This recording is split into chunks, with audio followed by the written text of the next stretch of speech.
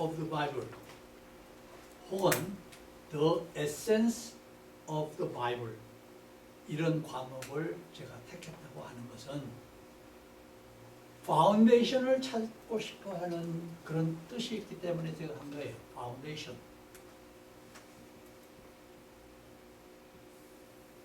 파운데이션. 기초. 기초. 예수님께서 마태복음에 하신 말씀이 모든 사람은 집을 짓는 그런 인간인데 모래 위에다가 집을 짓는 사람이 있고 반석 위에다가 집을 짓는 사람이 있다. 그 결과에 대한 건 여러분 다 아시죠. 제가 여러분에게 무슨 전혀 듣지 못하던 그런 말을 여러분들에게 하기 위해서 여기 온 게 아니고 지금까지 알고 있는 거 그리고 또 아직까지도 우리가 깨닫지 못한 거 이런 것을 다 모아서 집결해보자 하는 그런 뜻이 있죠.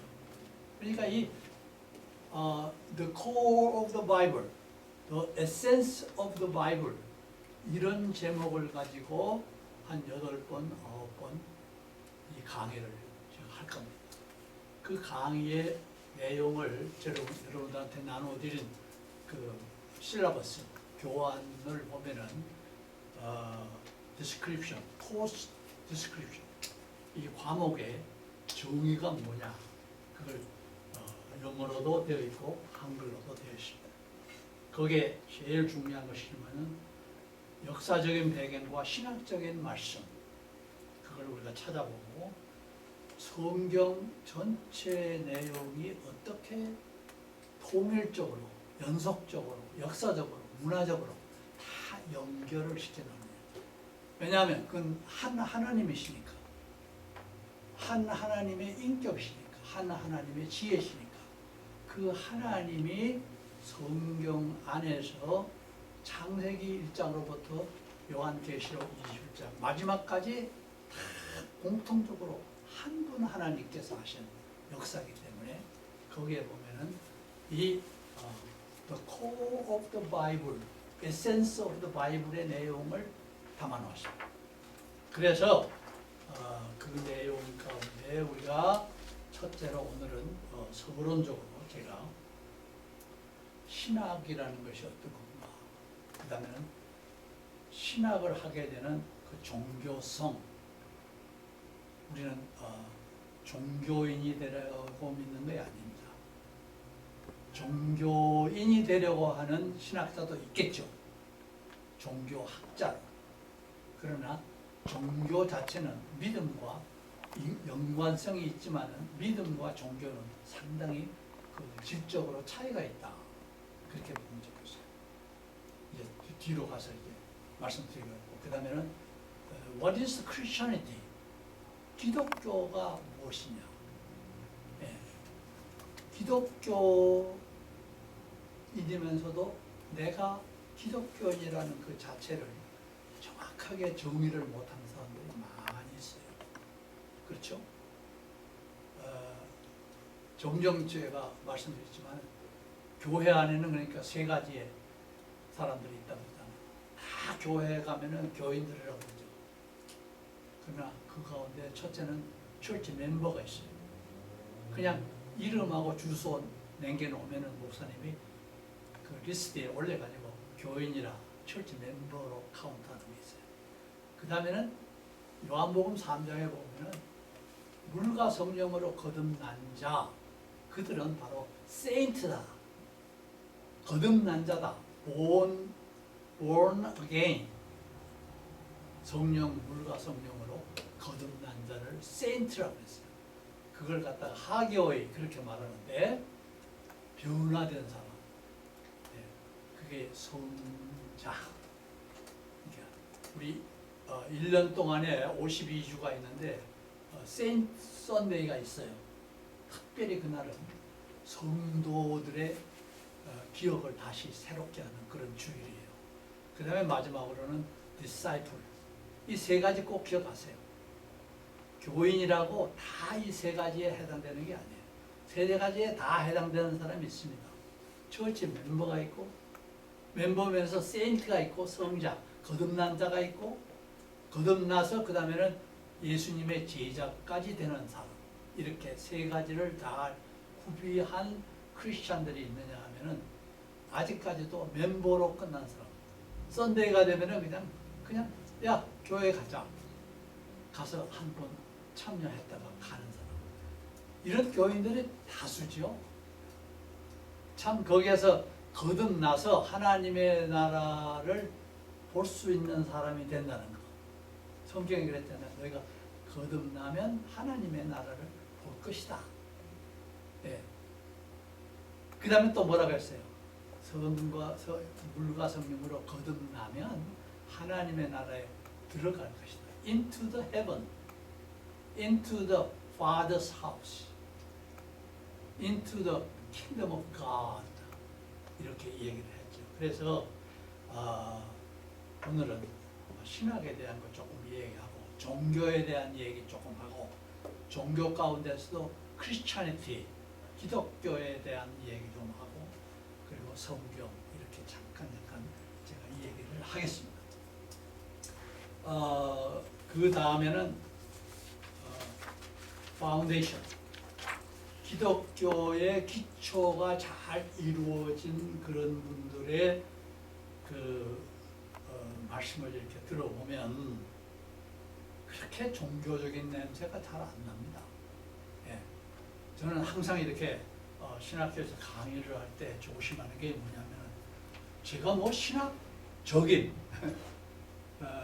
그런 어려운 단어를 여러분들에게 많이 하면은 와우, he's so knowledgeable, 굉장히 지식이 많은 것으로 이렇게 들릴 수 있겠지 모르지만은 사실 그게 참으로 좋은 건 아니죠. 예. 성경에 예수님은 제자들이 알아듣지를 못하니까 쉬운 비유를 가지고 말씀하시지 않았어요. 자꾸 이 얘기해도 모르니까 이적을 베풀어서 이적을 보면서 깨달을 수 있도록 우리 하나님의 아들이신 예수님은 그렇게 했잖아요. 실제로 구원이라는 것이 뭔지를 사람들이 잘 모르니까 직접 메시아의 역사를 달성하기 위해서 그가 고난을 당하시고 십자가를 지시고 죽으시고 지옥과 같은 데까지 들어갔다가 다시 부활하셔서 그냥 없어진 예수가 아니고 다시 제자들을 만나고 사람들을 만나서 바로 나다, 하나님의 아들 나다, 이렇게 구체적으로 보여요. 그런 내용들을 우리가 성경을 통해서 가만히 이렇게 보면은 얼마나 성경은 살아있는지 몰라요. 2000년 전이나 3000년 전이나 6000년 전이나 하나님이 천지를 창조하시니라. 이제 다음 시간 굉장히 very interesting 창조에 대한 얘기를 제가 하겠는데 아주 하나님의 그 창조가 얼마나 놀라운지 몰라요. 고고학을 하자는 것도 아니고요. 무슨 세계의 관을 얘기하자는 거 아닙니다. 예, 무슨 돌멩이 갖다 놓고 이거 뭐 몇 천 년 됐다, 몇 만 년 됐다, 몇 억 년 됐다 이런 소리를 하고 와 눈이 둥그레지는 그런 소리가 아니죠. 하나님이 만드신 창조, 거기에 대해서 제가 말씀드리고 그 다음에 언약, 하나님이 언제 어떻게 약속하신 것을 우리들에게 요한계시록까지를 통해서 이루셨느냐 서로 약속하는 거죠. 카바넨트, 그리고 율법, 언약, 예언, 구약을 통해서 하나님의 하신 역사, 그걸 제가 말씀드리고 그 다음에는 복음, 그 많은 복음의 얘기가 있는데 복음이 어떤 것인지, 그리고 성령의 강림하심으로 인해서 이 땅 위에 하나님의 나라의 모델, 하나님의 나라의 어떤 패턴, 그 내용을 담고 있는 처치가 이루어졌어요. 그 처치에 대한, 그리고 마지막 시간에는 제가 말세, 예수님이 다시 오신다고 그랬는데 그 다시 오실 때에 세상에 가장 무섭게 나타나는 사건이 안타이크라이스트, 적그리스도, 이단과 사이비. 여러분들 가운데 혹시 신앙을 통해서 이단과 사이비에 관계된 토론을 많이 하실 텐데 곁에 있는 어느 분이 그 이단이나 사이비에 대한 것에 대해서 잘 모르는 분이 있으면 같이 나오세요. 같이 나오셔서 이 강의에서 서로 배우고 연구하는 그런 시간이 될 수 있기를 바라요. 오케이. 우리가 오늘 여러분과 같이 이야기할 수 있는 것이 뭐냐면은 첫째로 신학입니다.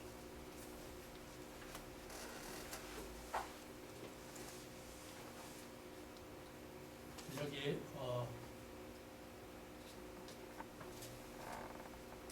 호하고 SNS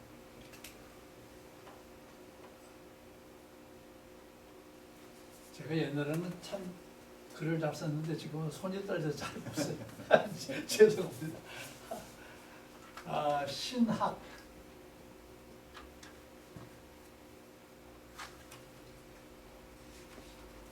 신 한문으로는 좀 특히 거북하게 귀신 신자, 귀신 신이래 그냥 학문의 학, 배울 학, 이 신학, 신학이 무엇이냐?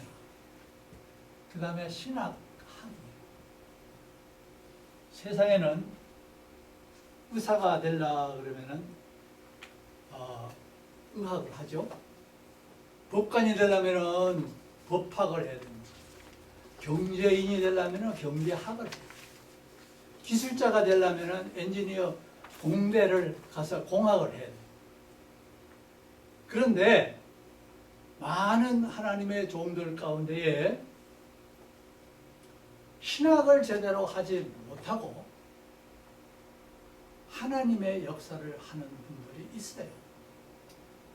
그걸 저는 단편적으로 그건 아니다 이렇게 비판하는 입장이 아니고 신학을 하지 아니하고 하나님의 역사를 하는 신학자가 된다고 하는 것은 여러 면으로 모순이 있습니다.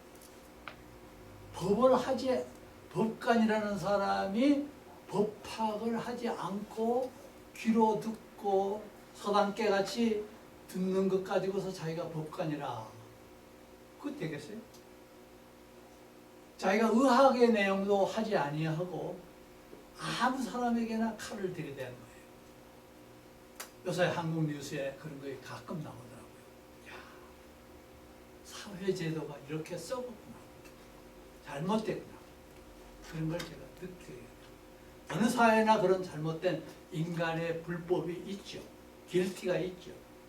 그러나 신학이라고 하는 말 자체는 데오스, 신, God. 이거는 데오스 여러 가지로 말할 수 있어요. 플러스 로고입니다. 로고스 해야 돼요. 그러니까 하나님 플러스 이론, 논. 하나님을 설명하고 하나님을 알려주고 하나님을 보이고 하나님의 뜻을 찾고 다 거기에 수십 가지 해석할 수가 있습니다. 우리가 말씀이 잉태하여 세상에 몸으로 오셨다. 그 로고스라고 하는 말이 말씀이 바로 저겁니다. 옛날 헬라 사상에서는 사람이 가지고 있는 지혜, 깨달음, 발표, 표현 여러 가지가 다 로고스라고 그렇게 말할 수가 있죠. 신학은 굉장히 복합적입니다. 사회 환경, 문화, 사회, 정치 이런 것에 직접 간접으로 영향을 받으면서 소위 신학이 성립되었다. 매우 신비로운 날. 그렇기 때문에 추상적일 수도 있고 혹은 사변적인 어떤 변증하는 그런 내용이 될 수도 있다. 그래서 오늘 우리 기독교인들이 조금 이건 조심해서 우리 들으시기 바랍니다. 하나님의 명칭을 통해서 하나님의 말씀, 하나님을 향한 기도, 하나님의 은혜, 하나님의 사랑, 하나님의 이름이 플러스 돼가지고 그 다음에 나오는 여러 가지 말, 거기에 대해서는 꼭 죽어요. 네. 그 다음에 그 내용을 더 깊이 은혜스럽게 생각하려고 하지 않고 무조건 그런 생각들이 특별히 신앙 연조가 짧은 그런 교회관을 가지고 있는 나라의 혹은 교회 교인들에게는 다분히 많습니다. 우리 한국의 기독교가 지금 현재 약 140년 정도 역사가 됐죠. 그전에는 기독교가 없었잖아요. 그전에는 유교가 있었고 불교가 있었고 또 샤머니즘이 있었고 특별히 무당 종교. 지금도 무당 종교는 경기도 서울에는 약 3분의 1이 전부 무당 종교 교인들입니다. 네. 교회 안에 있는 직분자들도 연초가 되면은 무당을 찾아가죠. 정을 차야 조금 시원한 느낌을 갖는다 그래가지고 무당을 찾아가는데, 그런 상황을 볼 때에 신학이라고 하는 거, 무조건 무비판적으로 내가 나가는 것이 신학은 아닙니다. 그러니까 일반 성도들, 교인들, 주의 제자들 잘 준비되면 될수록 더 성경을 배우려고 애를 써요. 그러나 그냥 무조건 모르고 믿는 게 복이야, 이런 소리 잘합니다. 그건 아주 잘못된 얘기예요. 모르고 믿는 것은 없는 겁니다, 원래. 예, 알고 믿는 것. 예, 이스라엘 백성들은 하나님을 알라. 내가 호세아 그랬죠. 힘써서 하나님을 알라. 이 기노스코라고는 단어를 썼어요. 기노스코.